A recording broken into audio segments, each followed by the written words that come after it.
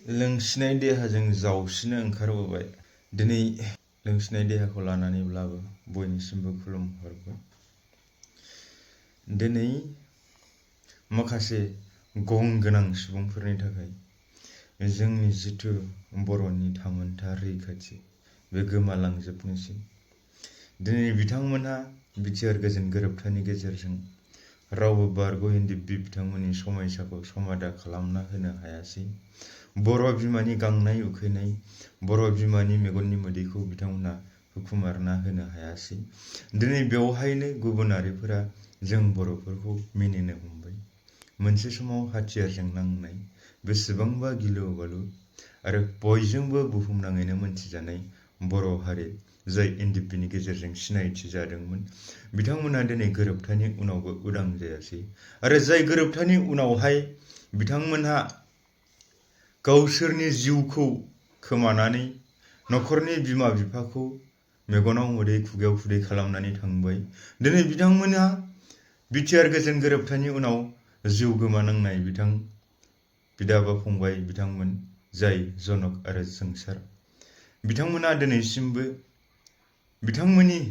रुंसारि जानायनि थाखाय बिथांमोननि न'खरा दिनैसिमबो मोनसे समायसानिफ्राय समाधान मोनासै। दिनै हाइकर्टआ बिथांमोननि थाखाय जाजमेन्ट होआखैसै होननानै खोनादों। दा बिनिखायनो हिउमेन राइट्सनि गेजेरजों मा थार बिजिरनाय मोनो बैनि थाखाय बिथांमोना नांबाय थादों होननानै बुंदों। आरो आंनिसिम बिथांमोना खावलायहरदों, बिथांमोना जिथुखे गैयै न'खरनिफ्राय जानायलाय बिथांमोना फैबाय थानाय 29 खालार खालि बिथांमोना कर्टआव प्रडिउस जानांगौ होननानै आंनिसिम बाय फननि गेजेरजों फोरमायहरदों। आंबो एफाग्राब खाफाल गाज्रि जाय बिबथैनो मोनसेबो बिथांमोननि गेदेर गोलावफोरनि फन नाम्बारखौनो हरनो हायाखैसै। गोसोआव दुखु मोनदों। दा बेवहाय दिनै बिथांमोननि जानानै दिनै सोरबा दैदेनगिरिफोरा बिथांमोननि खबरखौ मालाबा लाहैदोंना? दिनै बिटिआर गोजोन गोरोबथानि गेजेरजों गोजोना फैबाय जौगानाय फैबाय होननानै बुंबोबाय थादों। नाथाय दिनै मानो बैफोर समयसानिफ्राय रावबो सासेबो समाधान मोननो हायाखैसै? दिनै बै न'खरफोरनो सोर बै न'खरफोरनि जानानै गसंगोन बाथ्राया बे। दा बेखायनो दुखु मोननाय दं मालाय, अननाय होनो सान मालाय, बबे राहाजों अननाय होनो। दा बेखायनो आं बुंदों, दिनै जनक आरो जोंसारमोननि आदैमोन जाय बिथांमोना दिनैसिम बिटिआर गोजोन गोरोबथानि उनावहाय दिनैसिमबो कर्ट कासारि गाबाय थानांदों, टाइम टु टाइम बा मान्थलि गानांदों। दा बिथांमोननि थाखाय सोरबा दैदेनगिरिफोरा दिनैसिम खबर लादों नामा? दा बैफोर मोनसे दुखुनांथाव बाथ्रा। आरो गमामायै बुंनोब्ला दिनै इउजि मोनहा बुंबाय थानाय, दिनै प्रमद बर'मोनहा बुंबाय थानाय बिटिआर गोजोन गोरोबथानि गेजेरजों गोजोना फैबाय, सान्थिया फैबाय, बारग' एनडिएफबिफोराबो जोबथेसालियाव थानांनाय बारग' एनडिएफबिफोराबो उदां जाबाय। दिनै बारग' एनडिएफबिफोरनि समयसाफोरा जोब्बाय। दिनै एक्स ग्रेसिया मोनजोब्बाय। दिनै पिएम नरेन्द्र मदि बिथाङा मोनथिनाय बायदिब्ला बारग' एनडिएफबिनि 4000निबो बांसिन सोद्रोमाफोरा साख'रि मोनबाय। बैफोरबायदि बाथ्राखौ खोनायोब्ला बे सिमां ना मोगथां ना सोरनिबा फिल्मनि डायलगसो नामा? बैफोरबायदिखौ जों सानफ्लाङो। बेखायनो जों दिनै हाइकर्ट खालामनांगोन। जों दिनै सिनायथि होनांगोन बै गं गोनां सुबुंफोरखौ। बै गं गोनां सुबुंफोरा सोर? इउजि ब्रह्म, प्रमद बर', सोरबा फेरेंगा, सोरबा गबिन्द बोरायमोनानो, नंगौना नङा? दिनै जुदि बिथांमोना सानोब्ला बे दिनै जुदि गोजोन गोरोबथा खालामनाय समावनो बिथांमोना जोङो गोजोन गोरोबथा खालामैनि सिगां जोंनि समयसाया मा, जोंहा मा प्रब्लेम दङ, मा जेंगोना दङ, बै समयसाफोरखौ जोङो आखरे बाय सिगनेचार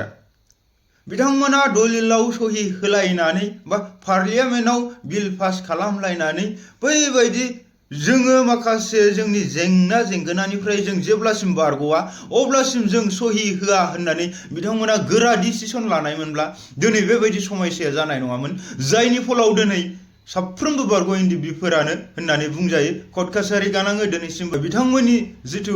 दाय नांनानै थानाय बै दायफोरा जोबाखै दा बैफोरखौ जुदि बै गोरोबथा खालामैनि सिगांनो बिथांमोना थर्न बेखौ जोंनो जेरैखि जायाब्लाबो जोंखौ रेहाय होथारनांगोन ओरै थोरै जोंनो सुबिदा होथारनांगोन ओरै थोरै जों मोननांगोन बर'आ बा बिटिसिआ बा बिटिआरआ ओरैबायदि डेभेलप जानांगोन बेखिनिखौ फारियार जोंनो बिटिआरखौ डेभेलपमेन्ट खालामनो थाखाय बेबायदि फान्डखौ जोंनो हरबाय थानांगोन बेबायदिखौ लिरना लाबोनायमोनब्ला दिनै सोरबा प्रमदआबो मुं सुजानाय नङामोन सोरबा रन्जन दैमारियाबो जोबथेसालियाव थानांनाय नङामोन बा सोरबा गबिन्द बोराय जाय खर' गैयै खानाय गुफुर बोराय बिसोरबो मुं सुजानाय नङामोन दिनै फेरेंगा मोनहा सोरबा प्रमदनि दायखौ बासायनो सोरबा गावसोरनि एसे दायफोरखौ बासायनो थाखाय बुंफ्लानांगौ गैयामोन दिनै दिपेन बर' बिथाङाबो बुंबाय थादों दिनै मोनसे गोरोबथाखौ खालामनो जेसेबां गोब्राब जायो थिग बेबायदिनो गोरोबथाफोरनि दफाफोरखौ मावफुंनो थाखाय गोब्राब जायो जाबायब्रा माखासे एमअएस माखासे क्लजेसफोरा लासैनो मावबाय थादो सम फारि बायदियै नाथाय बै जाय बारग' इन्दिबि बिथांमोना जोबथेसालियाव थानांनाय जाय बारग' इन्दिबिफोरा दिनै केस जानानै कर्ट कासारि गाबाय थानांनाय बैसोरनि केसखौथ' बै गोरोबथानि सिगांनो बेफोरखौ गासिबो रेहाय होथारनांगोन होननानै मास बि सोदोबफोरजों लिरनानै लाबोनायमोनब्ला दिनैथ' बेबायदि मुं सुजानाय नङामोन ना आरो दिनै दिपेन बर'आ आरो फिन खौसेथिनि बाथ्रा बुंबाय थादों दिनै सोरबा बै इउ पिपल पार्टिनि सोद्रोमाफोरा मा बुंबाय थादों बेरेखा दोलोनि सुबुंफोरा जायखि जिखि बुंबाय थाथों आरो बबाव बिपिएफ दंबावो होनबाय थानो नागिरो मानि थाखाय दिनै बिपिएफखौ नागिरफिनदों बिपिएफ बा बिएलटिनि गेजेरजों थांनाय 2003 मायथाइ 10 फेब्रुवारि खालार खालि जालांनाय बिएलटिनि गोरोबथायाव बिथांमोना माखासे नांगौ इम्परटेन्ट क्लजेस दफाफोरखौ एमअएसआव लिरबोनो हादों आरो मावफुंनोबो हादों दिनै बिथांमोना बोसोरनै जायैनि सिगांनो बिथांमोननि माखासे केसफोरा सल्भ जाजोबदों अब्ला बैफोरनि थाखाय बाख्नायजाथाव आरो बिथांमोना 2005 मायथाइयाव बिपिएफ दोलोखौ फर्म खालामनायनि गेजेरजों गमामायै बिटिसिखौ जौगासार हाबाफारिजों बिथांमोना दैदेनबोदों नोंथांमोना बिथांमोननि सरकारनि समाव दाङाबाजि दंमोन हाग्रामाया दाङाबाजि सोरजियो होननानै मुं सुबाय थानो नागिरो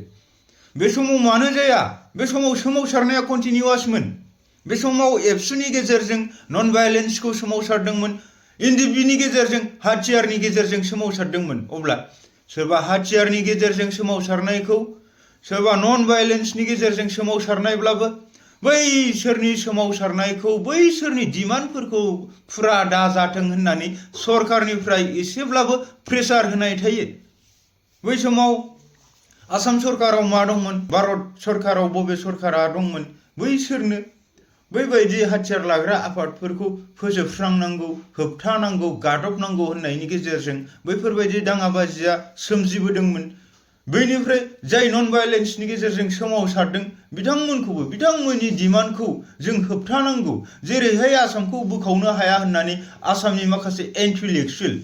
अना बर'फोरनि इन्टेलेक्चुयेल जाय आसामनि कमिउनिस्टबाबो जेबो जानाय नङा खिन्थु जों टटेलि बुंनाय नङा खिन्थु आसामनि इन्टेलेक्चुयेलफोरा बैफोरखौ मोनथिखानानै बादा होबोदों जायनि फलाव दिनै डिभाइड आसाम 50-50 होननायाबो दिनै जाफुंसाराखै दा बैबायदिनि गेजेराव जेब्ला सोमावसारनाया दङ जेब्ला न'खराव बिमाजों बिफाजों बा न'खराव फिसाजों बिमा बिफाजों माबा मोनसे फिसाफोरा बिमा बिफानाव बियो बिमा बिफायाबोथ' थोंजोङै न' लादो आबा होननाथ' होआना बेवहाय माखासे होगोन होआ बेवहाय बार्गेनिं टाइप जायो कमप्रमाइज जायो आं बेखौ होनो हानाय नङा आं बेखौ होगोन थिग बेबायदिनो सरकारनि बेलायावबो बेनो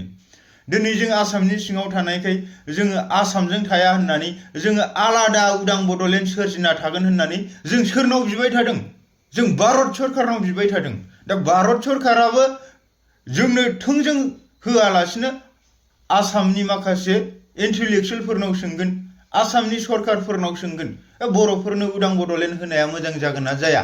उमुखा होननानै दा बैफोरनि गेजेरजों माखासे कमप्रमाइस जालायो दा बेवहाय बैबायदि समस्याया नुजाथियो नाथाय नोंथांमोननि दिनाव जे दिनै हाथियार लानानै सोमावसारग्रा गैला नन भायलेन्सनि गेजेरजों सोमावसारग्रा गैला होननानैबो बुंजाबावो नोंथांमोननि समाव मानो गोजोन थासारिया फैयाखै प्रमद बर' इउजि गं गोनां मानो फैयाखै दिनै बुंनांगौ बाथ्राया बेसो नोंसोर माखौ लानानै दुगा दुगा खोथा बुंबाय थादों बेखायनो दिनै नोंथांमोनखौ सोरबा सोरबा गं लगायनानैब्लाबो मेथाइ सुजुदों दुखु गोनां बाथ्राया बेसो दा बेखायनो जों बुंदों टटेलि गोरोबथानि सिगांनो नोंथांमोना माखासे गोरोन्थिखौ मावखादों आरो बे गोरोन्थिखौ बासायनो दिनै नोंथांमोना हाजार 100टा नंखाय बाथ्रा बुंबाबो दिनै बर'नि गेजेराव समायसाया समादा जाया बैनिखायनो गुबुनारिफोरा जों बर'फोरखौ मिनिगासिनो दङ दा बैखौ नोंथांमोना खुदै मन'लायनानै नोंथांमोना गोरोबलायफिनोब्ला बे नैबे जिथु बिटिसि बिसायख'थिनि सिगांनो नोंथांमोनहा दा बे ज' गोरोबलायनानै बारग' बेफोरनि समस्याखौबो फोजोबनांगोन आरो बर' हारिनि जिथु उदां बड'लेण्डनि थाखाय नांसोमनाय सोमावसारनाय बैखौ लांबाय थानो थाखाय दिनै सोमावसारनायनि गेजेरजों हायाब्लाबो पलिटिकेल दावहानि गेजेरजों नोंथांमोना लाबोनांगोन नो डाउट आसामनि सिङाव थानाय बिटिसिआव सिगांनो 12टा दंखायोमोन 12टानि गेजेराव बर'फोरानो 12टा एमएलए सिटखौबो देरहाबोजोबोमोन दा 16टा जादों 16टाखौबो देरहाबोगोन दा बेखायनो बिटिसिआनो जुदि बिटिसिनिफ्रायनो किं मेकार जानो हायोब्ला आसाम सरकार दानायनि थाखाय अब्ला डेफिनेटलि जों मोनहैनोबो हागौ दा बैफोरखौ नोजोर बोनानै नोंथांमोना खामानि मावनांगोन आरो बैजोंनो दिनै मानो आसामिसफोरखौल' बेवहाय सिएम दोनबाय थानो जों बर'निफ्रायबो जानांगोन नङा होमबा बैनिफ्रायनो नोंथांमोना खायदा कौशल खालामनानै आसामाव चिफ मिनिस्टार जाफैदो बेनि गेजेरजों भारत सरकारखौ नारसिनबाय थादो उनावहाय आरामसे लासैनो नोंथांमोना जि उदां बड'लेण्ड सोरजिनि सिमांखौ सुजुबाय थादों बैखौ मोगथां महराव मावफुंनो हागोन होननानै जों सानो नङाब्ला जों डाइरेक्टलि इउजि गं मेना होननानैबो जों मेथाइबो खननो हागौ मानो दिनै नोंथांमोनासो बुंबाय थादों गोजोना फैबाय जौगाबाय हाग्रामानि दिनावसो दावराव दावसि दङमोन होनोमोन नोंथांमोननि दिनावसो दिनै इउ पिपल प्रमदनि दिनावसो दिनै दाङाबाजिया दङ होननानै जों सानो नङाब्ला जनक जोंसारनि समस्याया मानो दिनैसिमबो समादा जायासै बाय मानो फंसेबो नोंथांमोना खोथा बिथांमोननि जानानै जेबो खोथा बुंखाङासै मानो बिसोरनि न'खराव थांनानै दिनैसिमबो खबर लाहैयासै आरो बोरो नोंथांमोननि बिथांमोननि मुङाव साकरि होबाय होननाया बहा थांखो मैखोमानोथ' लेंहैलायदोंमोन ना फुङाव थांनानै नोंसोरनो साकरि होनोसै ओरै थोरै जाबाय होननानै बहा थांखो मैखोमासो मालाय सोरनोबा 40-50 लाख होनो हाबाय हा दा बैफोरखौ जों सालिजारि नायजोबनांगोन बाथ्राया बे आरोना दा नंगौखौथ' बुंखानांगोन मैखोमा बै सेलेखायाव